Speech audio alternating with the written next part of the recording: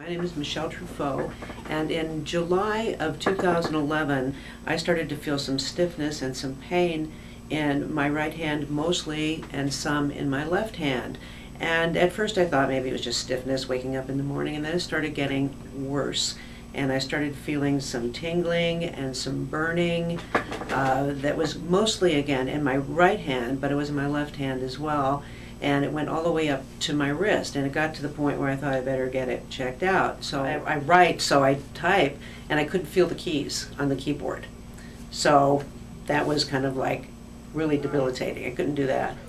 They did an MRI and found out that a couple of the discs in my cervical spine were kind of protruding, and that it was causing what they labeled as spinal stenosis, and also possibly some injury to the spinal cord.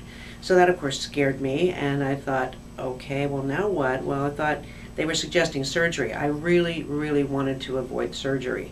So the pain management physician suggested an epidural injection, which did help a little bit. So I did do that, helped a little bit.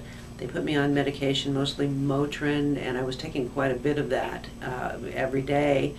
And, you know, that was still not doing much, and it kept getting worse and worse. And then I started to feel some weakness in my legs and some pain in my glutes, and I thought, this is pretty scary.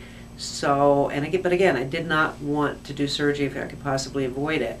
Then I found Dr. Morris and decided, okay, I'm going to go see him and see what he's got to say. I've been in his care now for 5 or 6 months, and the improvement is really quite amazing. I've got a lot of feeling back in my hands. My neck and shoulders are much more comfortable, and especially I notice that I'm able to, you know, walk with energy now. I don't feel the weakness in my legs or in my glutes. I have full use of my hand, and I have the strength back in my hand. I had no idea what to do at the beginning, none whatsoever. So again, going through the treatment plan that Dr. Morris has, I was provided with a plan for exercise, also a trainer who helped me get the right exercises. Well, the thing is that I might have considered surgery in a more serious way if they would have said that, well, your pain will go away and this will fix you.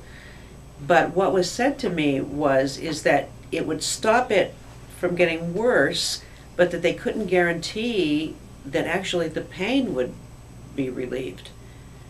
So I thought, that's pretty interesting. If it's not going to relieve the pain, which is my main complaint, why do that? So 0 to 10, how much was the pain? Oh, the pain was way up there. It was 7, 8, and sometimes even 9 or 10. It was really big. How about now? What was it now? We're talking 1 and 2 now.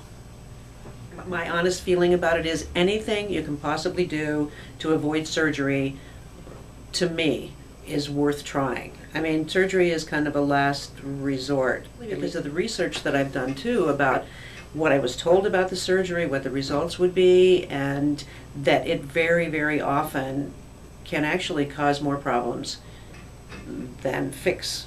They wanted to, you know, put rods and screws in there, okay, but that puts pressure on the rest of your spine, so that down the road, that might be a harmful thing. Anything else?